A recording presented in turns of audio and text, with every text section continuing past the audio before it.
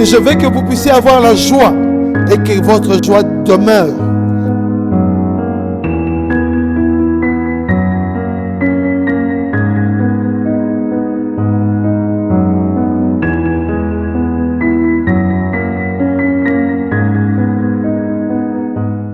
Gloire à notre Dieu.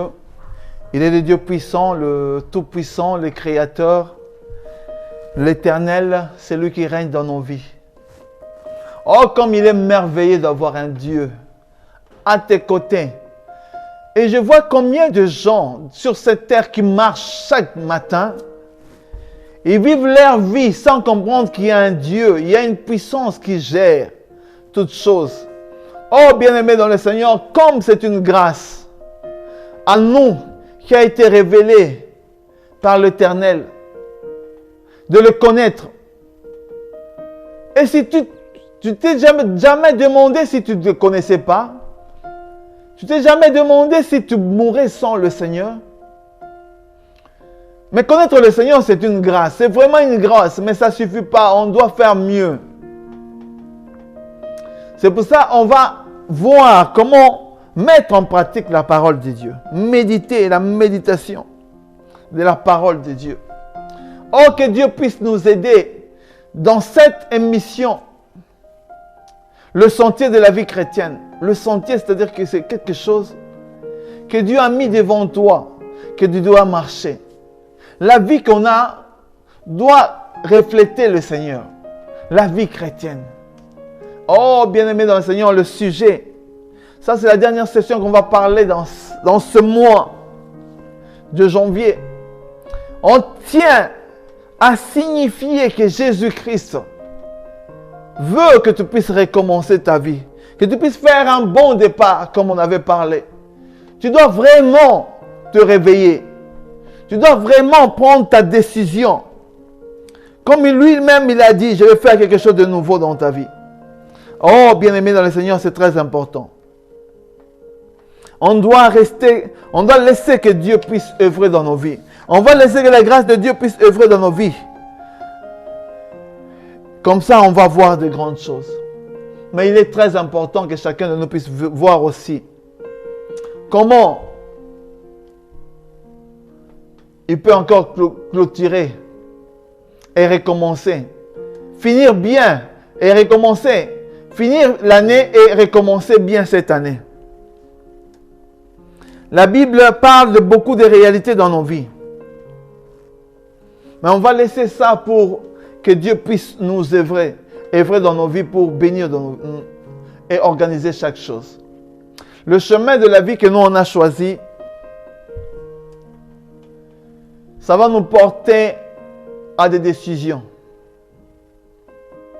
Oh, bien-aimé dans le Seigneur, le chemin, le choix que tu as fait dans ta vie, c'est ce que Dieu veut, que tu puisses réfléchir. Réfléchis bien de ce que tu as fait. Tu veux suivre le Seigneur? Tu es prêt à suivre le Seigneur?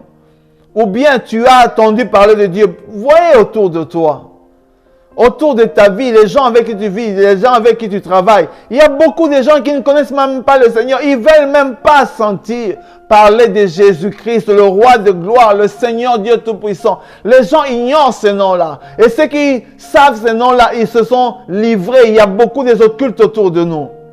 Aujourd'hui, pour avoir un niveau très haut de responsabilité dans l'État ou dans une société, tu dois faire un pacte avec le monde des ténèbres. Combien de gens n'arrivent pas à évoluer dans leur vie parce qu'on leur demandait avant d'évoluer, tu dois t'arrêter et faire un pacte. Oh, bien-aimé dans le Seigneur, il est encore possible. Avec Jésus-Christ, tout est possible. Ne permets pas à l'ennemi d'acheter ton âme. Ne vends pas ton âme au diable pour avoir le succès. Comme beaucoup de musiciens, de païens, ils font leur musique pour vendre des âmes. Et les gens qui chantent chaque jour avec eux, sans savoir qu'ils ont vendu 3 ans, 5 ans de leur vie, 10 ans de leur vie, ils vont mourir avant le temps. Et ces musiciens-là vont récupérer tous ces âmes-là. Oh, bien-aimé de le Seigneur. Beaucoup de gens, mon peuple meurt par manquance de connaissances, on n'arrive pas à comprendre la réalité de choses que Dieu a établies. Et on est là, on évolue sans comprendre bien ce que Dieu a déjà établi pour nous. Oh, je viens te réveiller au nom de Jésus. Réveille-toi, toi qui dors. Réveille-toi entre le mort et Christ va t'éclairer au nom de Jésus. On va laisser ce temps ici dans les mains de Dieu. On va prier pour cette session de janvier.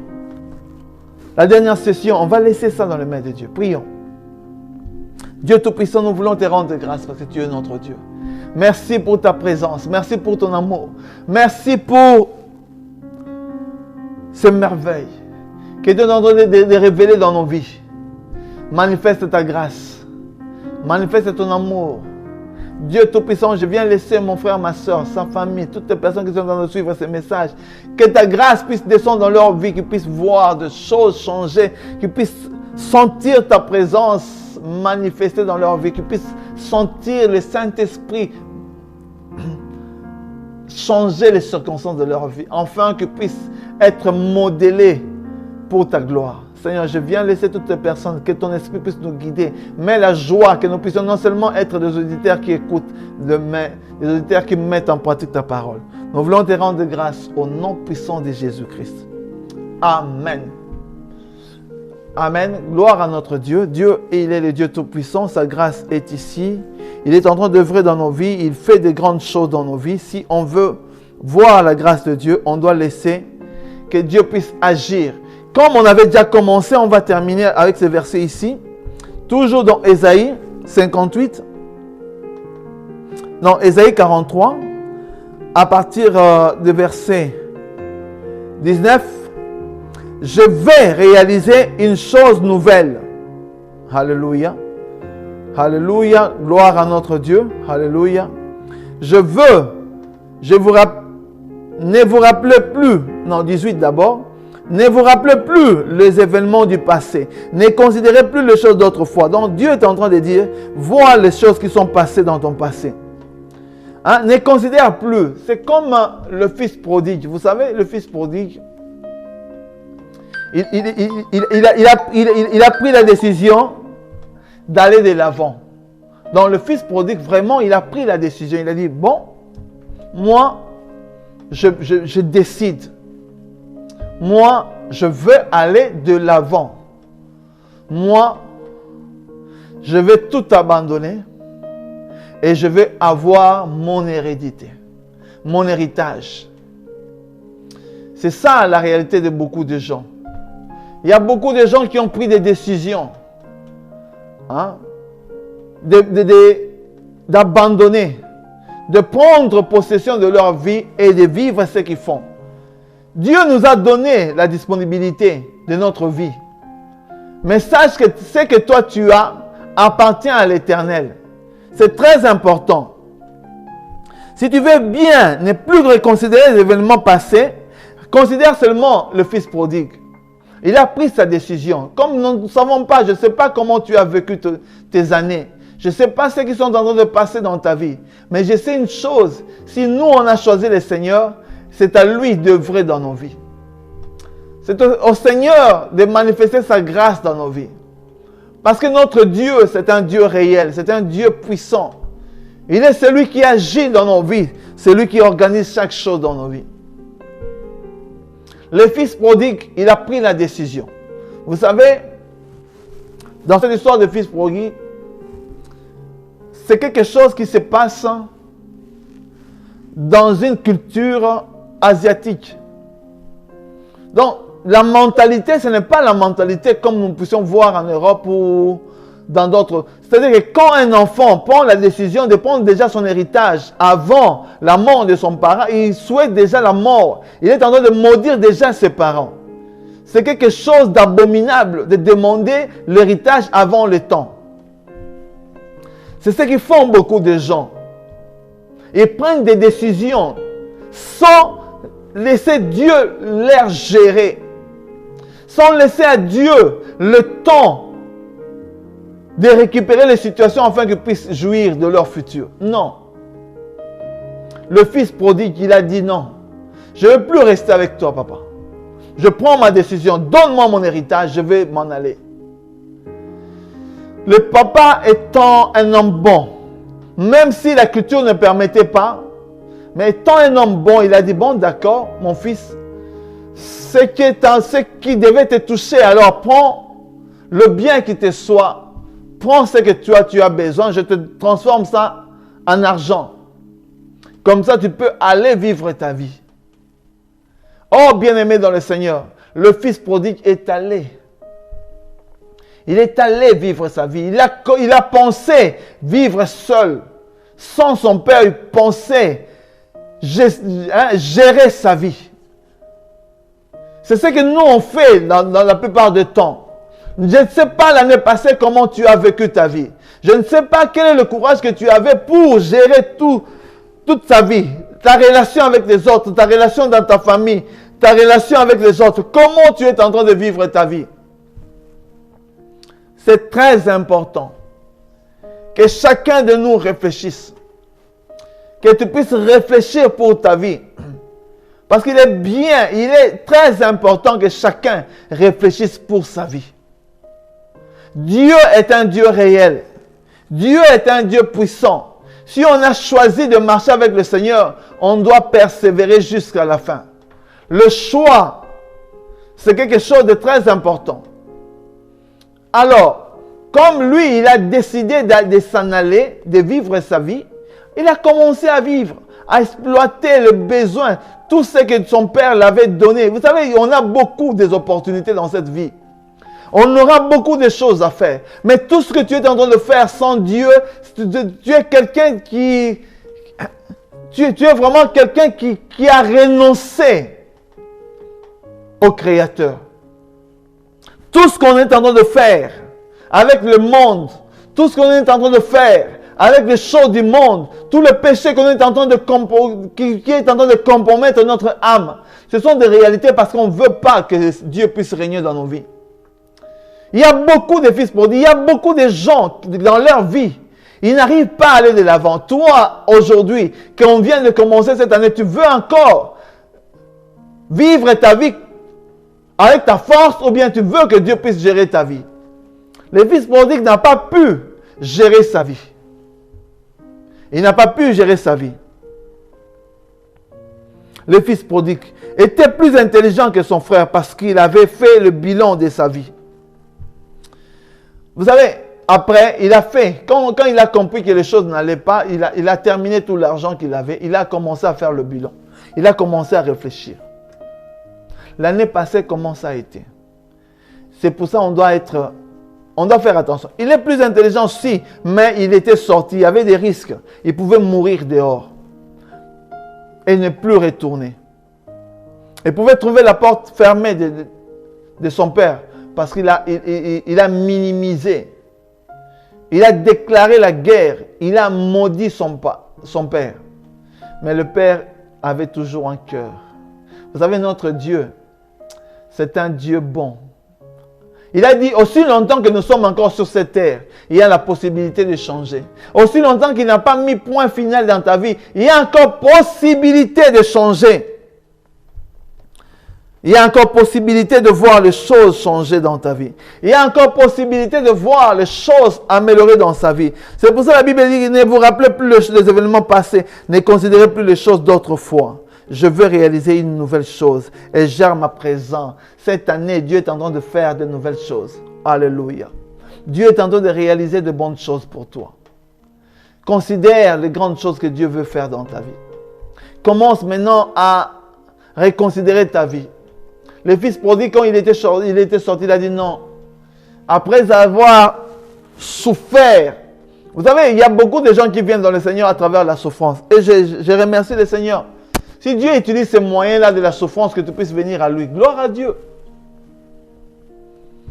Parce que s'il n'y avait pas la souffrance, tu n'allais pas comprendre. S'il n'y avait pas la séparation, tu n'allais pas comprendre. S'il n'y avait pas de désordre dans ta famille, ou bien s'il n'y avait pas cette maladie que tu as attrapée, tu n'allais pas venir au Seigneur. Il y a des choses que... Remercions le Seigneur pour toutes les choses qui concourent à notre salut. Il y a beaucoup de gens qui ne pouvaient même pas s'approcher de Jésus-Christ. mais les circonstances de leur vie ont permis qu'ils puissent s'approcher du Seigneur. Oh, que Dieu puisse t'aider. Que la grâce de Dieu puisse œuvrer dans ta vie. Et que la bonté de Dieu puisse se manifester en toi. Il est grand temps que tu puisses considérer ta vie. Il est grand temps que tu puisses saisir l'essentiel de ta vie. Parce qu'on a un Dieu réel. On a un Dieu puissant. On a un Dieu qui œuvre dans nos vies. Oh, laisse que le Saint-Esprit puisse te guider. Comme le fils prodigue, à un moment donné dans sa vie, il a réfléchi, il a dit non, non, non.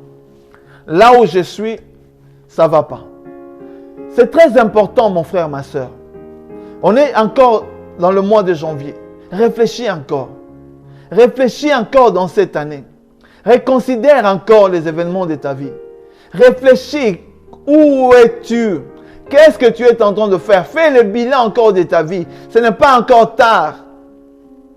Si tu n'as pas encore pris de décisions, commence à prendre des décisions. Comme le fils prodigue, il a dit non, non, non, non. Quelque chose ne va pas dans ma vie. Je me dis chrétien, mais je vis encore dans le copinage. Je vis encore dans le péché. Je me masturbe encore. Je vois encore des films pornographiques. Je dis encore que je suis chrétien, mais je passe plus de temps à la télévision qu'à la prière. Je dis que je suis chrétien, mais l'église, je vais 3 fois par mois. 3 fois 3 mois. Ou 6 mois. Je me dis, je suis chrétien, mais il y a beaucoup de gens qui m'ont vexé, ils m'ont touché. Je ne vais même plus aller à l'église. Si, bien aimé le Seigneur, sache que Dieu nous jugera parce qu'il a mis des églises. Il y a des églises qui vont offenser ton âme. Mais sache que tu dois d'abord considérer, si le pasteur n'est pas compromis, alors c'est toi qui es le problème.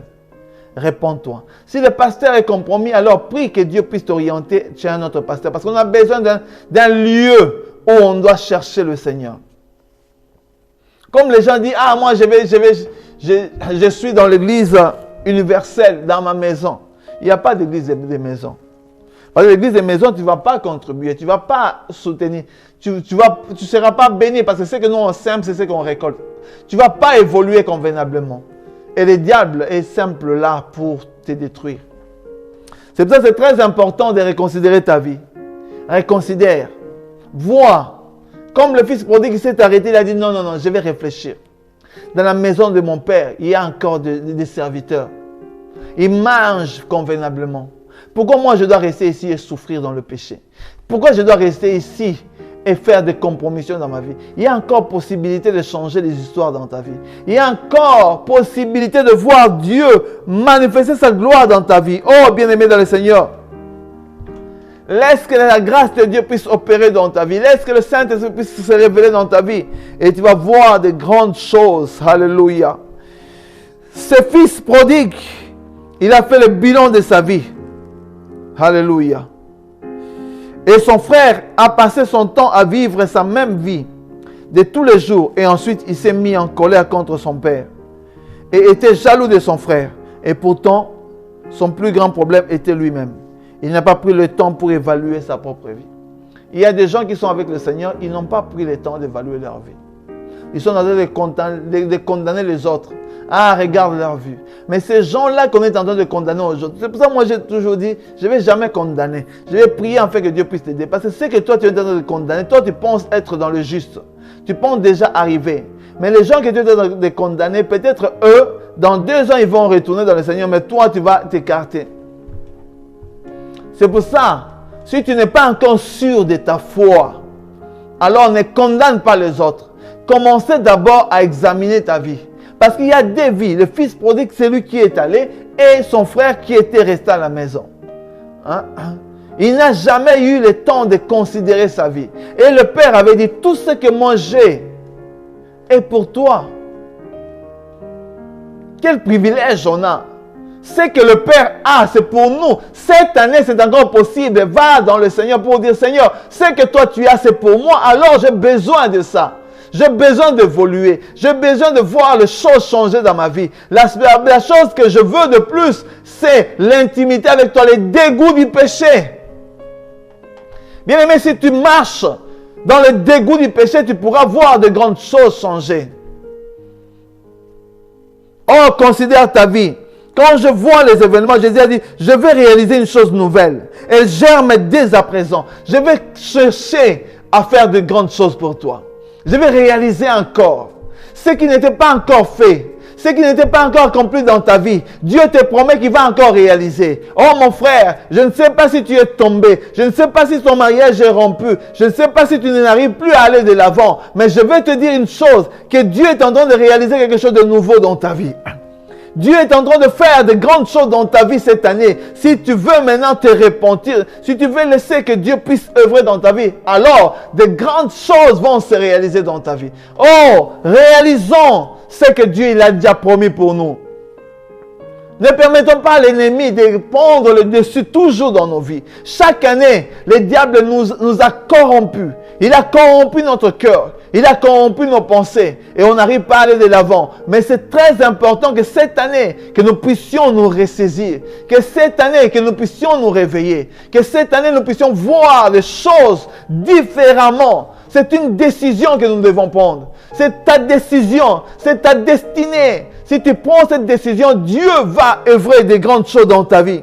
Si tu prends vraiment sous sérieux ta vie, alors cette année, de grandes choses vont se réaliser. Il a promis et il va le réaliser. C'est un Dieu réel. Il a dit, je ne suis pas un homme pour revenir à ce que moi j'ai déjà promis. Si Dieu a promis des grandes choses pour toi, pourquoi l'ennemi doit te compromettre?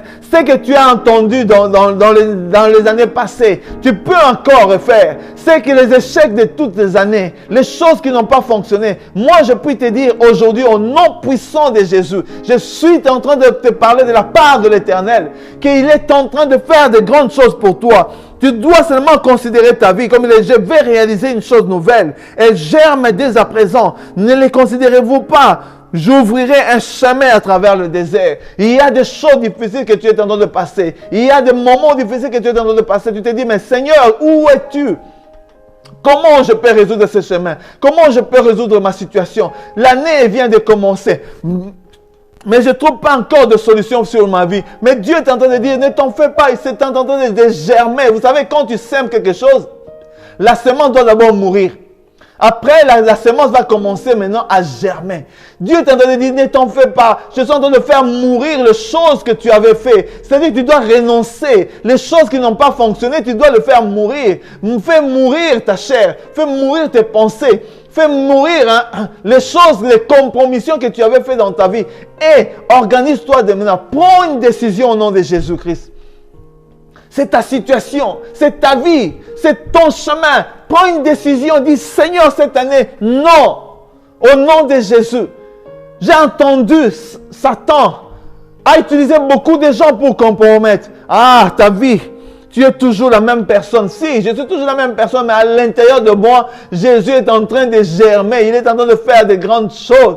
À l'intérieur de moi, ma vie est en train de changer. Je suis en train d'aller de l'avant. À l'intérieur de moi, je suis en train de voir les choses changer devant moi. Je suis en train de trouver un nouveau travail. Je suis en train de trouver une voiture. J'ai déjà ma maison. C'est déjà une stabilité que Dieu est en train de me donner pour me donner l'assurance de le servir.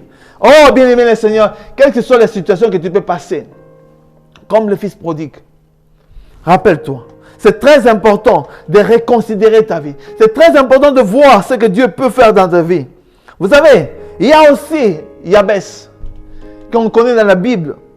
Cet homme a fait le bilan aussi de sa vie. Et l'état misérable de sa vie, parce que sa vie était une vie condamnée. Il se disait toujours, il est né dans la douleur. On l'a donné le nom qui signifiait douleur. Puis il a pris la décision de faire appel à Dieu. Il a demandé à Dieu de le rendre honorable et distingué, de le mettre à part et de faire de son cas soit différent, de lui donner un succès sans pareil. À l'intérieur du ventre de gros poissons. Il y a beaucoup de choses. Même on peut voir l'histoire de Jonas. Mais on va se fermer au niveau de Jabès. C'est très important. Il a dit, mais Seigneur, souviens-toi de moi. Si j'ai trouvé grâce, étends les limites de ma vie. Oh, bien-aimé le Seigneur, Dieu a entendu sa prière.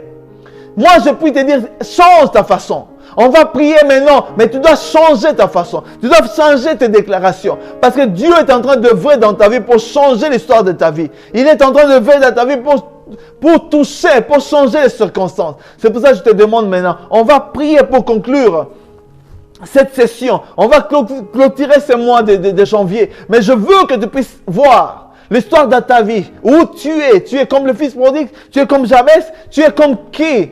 Tu es comme qui? Celui qui était sorti, celui qui était resté dans la maison du Père, ou qui es-tu? Quelle est ta situation? Alors présente-le à Dieu. On va prier afin que le Saint-Esprit qui est ici, qui puisse agir. Parce que cette année, c'est pour toi. Et on va prier afin que tu puisses récupérer. Et je t'ai dit, il faut avoir l'audace cette année. L'audace va changer. Tu vas dire au Goliath de ta vie de s'écarter au nom de Jésus. Prions. Dieu Tout-Puissant, nous te rendons grâce parce que tu es notre Dieu. Nous voulons sceller ce mois de janvier au nom de Jésus-Christ. Nous voulons libérer ce mois au nom puissant de Jésus-Christ. Seigneur, nous croyons que tu es notre Dieu. Seigneur, renouvelle notre force. Renouvelle en nous, Seigneur, l'audace et la persévérance, Seigneur, au nom puissant de Jésus. Je vais vivre ma vie avec toi. Je vais voir les choses changer. Je vais voir, Seigneur, ta gloire descendre dans ma vie. Que tous les plans du diable qu'il a préparés, qu'il a mis de côté pour détruire ma vie, je viens l'arrêter au nom puissant de Jésus. Je viens libérer cette année au nom de Jésus. Je viens déclarer les dégoûts du péché au nom puissant de Jésus. Seigneur, remplis mon cœur de l'esprit des prières. Je veux vivre une vie de prière, la vie qui va m'éloigner des choses du monde, les choses qui ne te glorifient pas, les choses qui vont qui s'écartent de ta volonté. Je veux vivre ta vie au nom puissant de Jésus. Autour de moi, je viens le laisser à ta main. Seigneur, le futur, je le laisse dans tes mains. Tu as dit, dans le désert, tu es en train de travailler et je crois, Seigneur. Tu es en train de renouveler le pacte que je fais avec toi, Seigneur. Je veux encore que tu puisses renouveler, Seigneur, la grâce dans ma vie.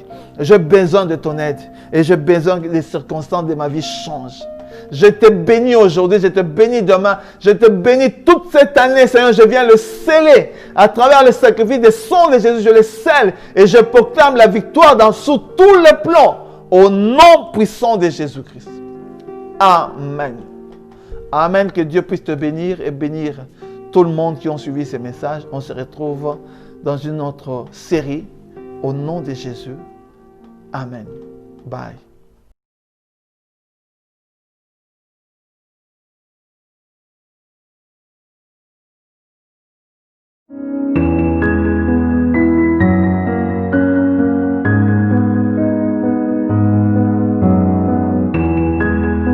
Je veux que vous puissiez avoir la joie et que votre joie demeure.